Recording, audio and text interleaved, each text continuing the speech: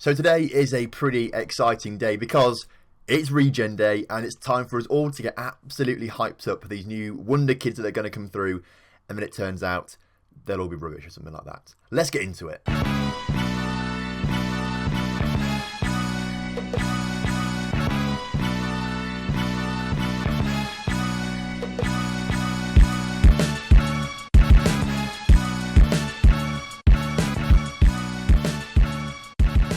Hello and welcome back to The Real Deal. Today we've got games against Cadiz and Alavez in the segunda division, both very, very key games. Since you were last here, things have been going pretty well actually, I've got to say.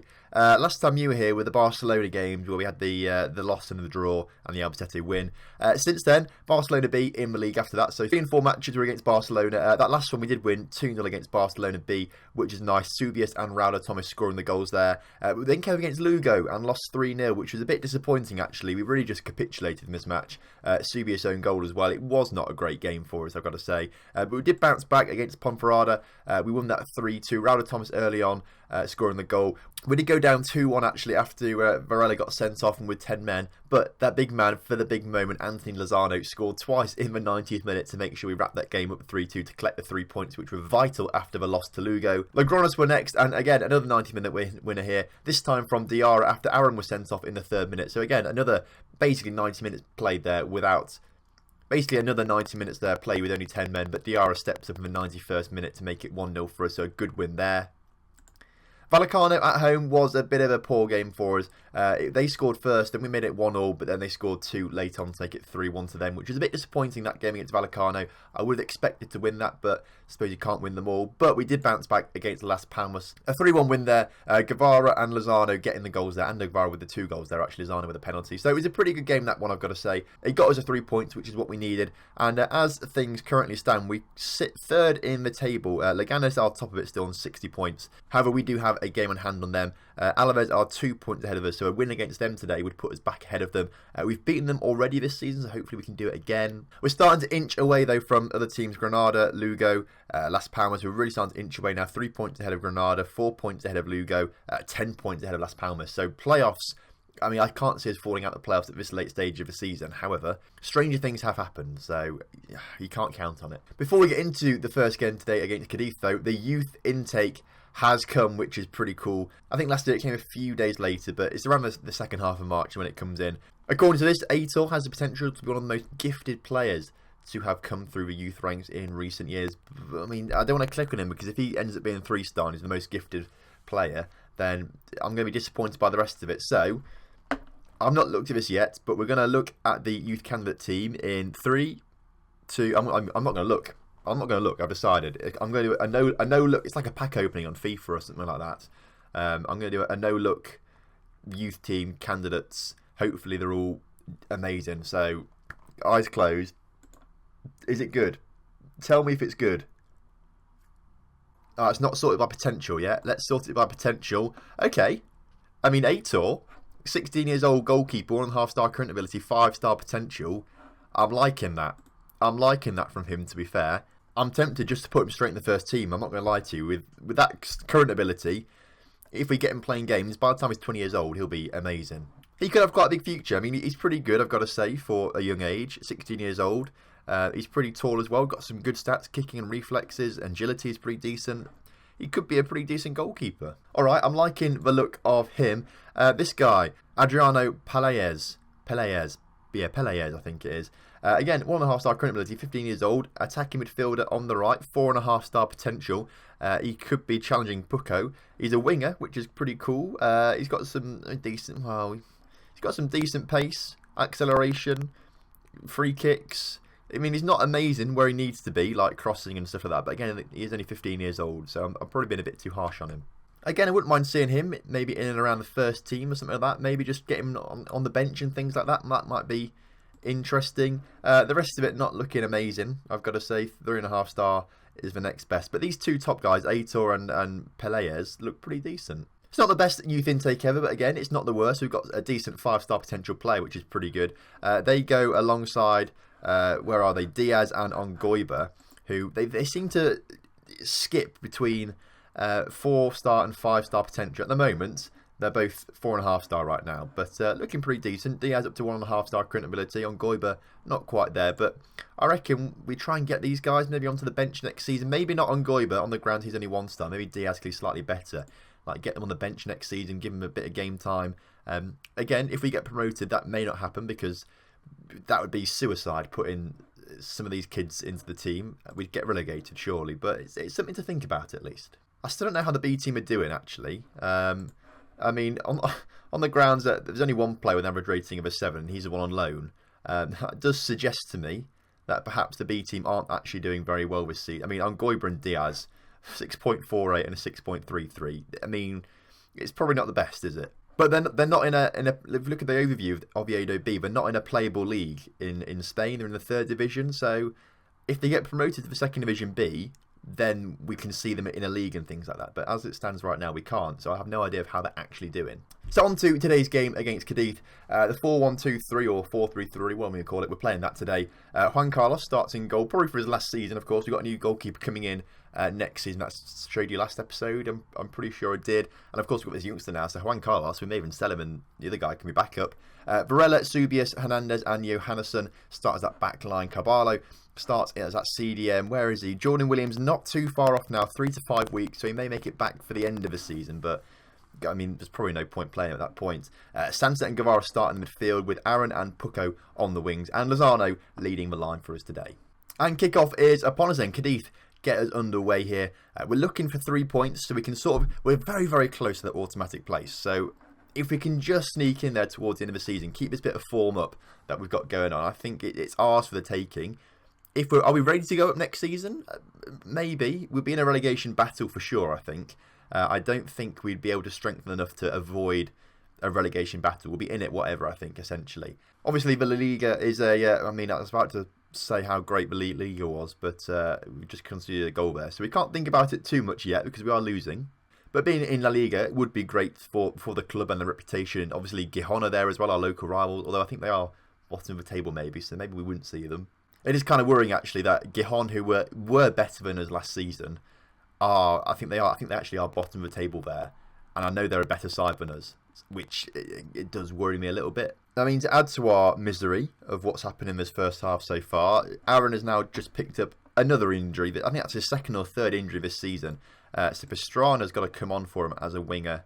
We'll put him on attack, confirm that team talk, but it's not looking great, is it, this game so far? Another chance now for Cadiz to come forward. We've not lost to Cadiz yet in this series, but it looks like it might happen today as we go 2-0 down now to Cadiz. Not great. I mean, that is a first half to forget, especially if their 2 shots on target have gone in the back of... this happens all the time to me. Literally all the time. They have 2 shots on target, they score 2 goals. It happens more than not, which... I don't know if that's just a bug in the game or like Juan Carlos is just an awful goalkeeper. Well, every goalkeeper I buy is awful because it happens a lot to Barish Urza as well and Malinkin Loco. I mean, I don't understand it. We've got a corner now. Carvalho put it in the middle. It's been cleared though, and Salvi has a chance to try and get rid of it, although he's not done a great job of it as we do retain possession and Sanset watch the ball roll past him. And now here come Cadiz, and I bet they're going to score now as Olivan, I don't know what I tried to say there essentially. I think I tried to say a few different names there, but Olivan got past his man too easily, got his cross in, and eventually it's gone all the way through, and they have scored from it. And I'm not going to lie, I'm blaming Sanset for that, Sanset wasn't it, for not watching, just ball watched. What happened there? Right, we're changed to the diamond, and in fact, we're not going to, no we're not. We're bringing Fulch and Thomas on, and we're going to 2 strikers on attacking. We're going to go all out for the next half hour. I mean, we've had 5 shots. They've had 5 shots. They've scored 3 of them, though. That is a big issue. Our goal difference is still pitiful as well, 6. And I can actually guarantee we probably have conceded the most amount of goals in the league now. 45 goals conceded. Only Tenerife are matching us and then in a relegation zone. It is ridiculous. Oh, Huesca as well. So there's 3 teams on 45 goals conceded.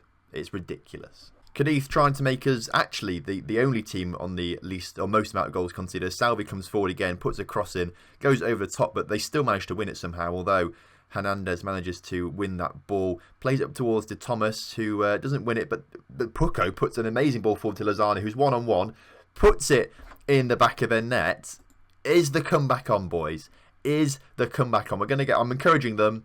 Let's go overload. The comeback is on. Here come Cadiz now. Look at, I mean, they've opened up our defence there. Well, I think the less said about that game, the better. Really, the less said, the better. Maybe we do start this new goalkeeper and a new winger and things like that. I mean, Aaron's out for the rest of the season now. Brilliant. We'll send him to a specialist with his broken ribs, but we won't see him again this season. In fact, potentially, maybe never again. I don't know. Maybe I'll sell him over summer, because if we get promoted, I don't think he's going to be good enough, actually. Saying that, he has got 10 assists this season and 14 goals last season. So, I mean, he is useful, I suppose, but I don't think he'd be able to cut it next season. So, this could be the last time you see Aaron. But, well, Alavez in a week's time. Hopefully we get a much better performance there against Alavez. We need to step things up. And, I mean, what formation? I think I'm going to trust the same formation again, which sounds stupid, but it worked last time against Alavez using this formation. So maybe we do it again. Right, what I want you to do, let me know in the comment section. Do you think... Obviously, last season I put Diaz and Angoiba, the best regens that came through, into the B team, thinking that would get them better game time or experience at a high division, high level. However, they've had absolutely awful ratings this year. So, do you think it's better if I just put them back into the under-19 squad? Or do I put the new goalkeeper in the B team and the new right winger in the B team and just like hope they do well, or just absolutely stack the under-19 squad? I don't know what's going to be best for their development, really. That's my thinking. I don't know what's going to be best for their development. So let me know what you think, please, because I'd be very interested to hear that. The youth candidates just beat the under-19s 3-1 as well, which is interesting. Now, the winger replacement is Pastrana, and he's now injured himself. So... an issue that I forgot to take my other players off the under-19s play game as well. Everyone is going to be tired or injured for this next game who we could bring on the pitch, which is actually stupid of me. Right, well, I've got an idea of... Oh, you're not going to like this. I've got an idea of how we can fix this. Well, I want to keep this formation because it's a... Usually, I mean, last game wasn't a good example, but usually it's quite a good formation to use against some better sides. I'm thinking we can move Pucko over. He's fine with that. And then, for the right wing position, you already know what I'm doing. I heard we just got a 15-year-old boy through the youth ranking thing, and he plays on the wing. I mean, report-wise, he's good enough for second. He's good enough for the division below us. So, surely he can play one game in our division. So, he's 15 years old, bless him, and he's being thrown into the deep end here. However, I'm going to use him. Where is he? There we go. Pelaez on the right wing. Is this? Ooh, okay, I've submitted the team now, so I can't change it. This was a little bit silly, maybe. What number should we give him? Let's be funny, shall we? Let's give him 99. There we go, number 99. Well, this could be a stroke of genius from me, or it could have been the worst idea I've ever had. We've got a corner early on, though, which is pretty good. The corner comes in, cleared away, and they're coming forward now. But here we go, on little number 99, Pelaez, which is a name that I feel like is a bit complicated to say. It's a bit of a mouth teaser. I don't know. He just stood there and watched Johannesson go past him, which I don't know if he should have run on, maybe. I don't know. But he's doing his best, bless him. He's doing his best out there. Back to the action, though, and Alavez are coming forward rapidly. Ibai coming forward, puts it across. I mean, how have we not dealt with that? How did we not deal with that? I mean, that was absolutely ridiculous. Again, one shot on target, one goal for them. Carlos, I can't wait to get out. I cannot wait for him to get out the squad. Well, as things stand, we're still 8 points clear of, in fact, 9 points clear of Seville B, who are outside the playoffs. So it's still looking okay for us right now for playoffs. We just can't lose too many more games this season if we want to be careful of not dropping out the playoff zone. We won't go into the relegation zone if they've scored a second goal. I mean, again, 2 shots on target, 2 goals. Brilliant. This episode has actually been dreadful. Absolutely dreadful. The only thing that's going to turn this round is if Pelaez now scores a hat-trick for us. And he's got a chance now as he loses the ball, which is, I mean, he's 15 years old. Give him a chance. He's 15 years old. You can't expect him to win the ball every single time when he's under pressure by 3 people. I mean, what was I doing when I was 15 years old? I was just playing Xbox when I was 15 years old. That's probably the extent of my life, to be fair. I'm 21 years now. I've just graduated to Football Manager. So that's the only change in my life. I've just graduated to Football Manager. It's not even that. I've played Football Manager all my life as well. So it's not like I just picked it up and decided to play it. I've done it all my life. So it's not really like a change even. Well, I mean, 2-0. We can claw this back. We can claw this back. All right, we can do it. Come on, lad. Show a bit of desire. Look like you want to win out there. I want you to get out there in the second half and prove why you want to wear the Oviedo shirt. Frustratingly, players did play yesterday, actually, in the under-19 squad, which is why he's looking so tired now. So we have to make a sub at some point, which, I mean, that's a bit risky. Lozano's not doing much up front, so I reckon we bring... okay. Oh, we just scored a goal. We just scored a goal. Let me go back and see this. Right. Watch this replay again. Corner comes in. Carvalho, Pucko, back of the net. Yeah, it took him 2 chances, but he got it in the end. I was trying to make subs, and I was bringing Raul Thomas on the pitch, but I've just noticed he's got Green for the wing. He's a 3-star left winger and a 2.5-star right. I mean, we're playing a 15-year-old when we could have had Raul Thomas on the pitch. That's maybe my fault for not knowing my own players that well, but I'll tell you what, we'll bring him on actually, shall we? Peleas, you've done well on your debut, bless you, but you're not cut out for this level yet, and you're on 65% condition, so it's not the best. The Thomas will come on the right-hand side. Lozano will stay up front as it is right now. I'm going to bring Garretta on for Guevara as well, and maybe swap him and Sansa over. Yeah, that kind of works. We'll do that, see if that works. We can definitely get back into this game. We're going to go off counter. We're going to go control and flexible, because that also kind of works with this formation, I think. We're going to take the tempo up a little bit as well, and we're going to exploit the flanks. We'll do that for now. That sounds good to me. The Thomas now on the ball. We're getting back into this game. I'm going to tell you, boys, we're getting back into this. Garretta into Sunset. Finish this. He's not finished it. I don't think he quite understood what I meant by finish it. I think it maybe distracted him, actually, me shouting. Because it's a long way for me to shout. It must have made him jump, actually, which probably made him a bit scared. We've got a chance now, though, as Sunset puts the ball... I mean, that was a poor ball towards Pucko, but I thought Pucko was about to win it back, but he didn't either. Although Garretta does make an interception there. And we've got a chance now through Pucko once again to come forward. He plays back to Carvalho into Garretta. Just slow football, or direct football to Thomas, who... Please, someone, Lozano, thank you. If we did not score that, I would have been absolutely livid. But we've managed to claw it back to 2-2 now. And we've got, what, 2 minutes to get another a winner. So I'm going to encourage the boys out there, please get back into this. You've got 3 minutes of added time to score a goal. And I believe in every single one of you out there. There's a minute left to go. So there could be time for a... Oh, my God, Lozano, please. Oh, Lozano. Oh. He had to get that on target, and we'd have won the game. He had to get that on target, and we would have won the game. I mean, there's still a chance now, actually, as he picks the ball up again, plays it back to Garretta into the Thomas, who then loses the ball. If he got it through to his man, I think we may have scored another goal there. But as the clock ticks down and Alavez come forward, oh my God, Sanchez had to make a decent save there. And the referee blows. I mean, to be fair, 2-0 down at half-time. We've come back to 2-2 is pretty decent. Lozano had just been slightly more accurate. We could have won that game, but I think a point is something that we can take from that. Right, next episode then, we're going to play top of the table Leganes and then nearly bottom of the table Merida. So 2 opposite ends of the spectrum there. And that will probably be the penultimate episode of the regular season. I assume we're going to get playoffs still, so we'll do that. Then probably like the Seville B and Lorca episode after, and then it'll be playoffs after that. So probably a 3-game special for the playoffs if we get to the final, of course.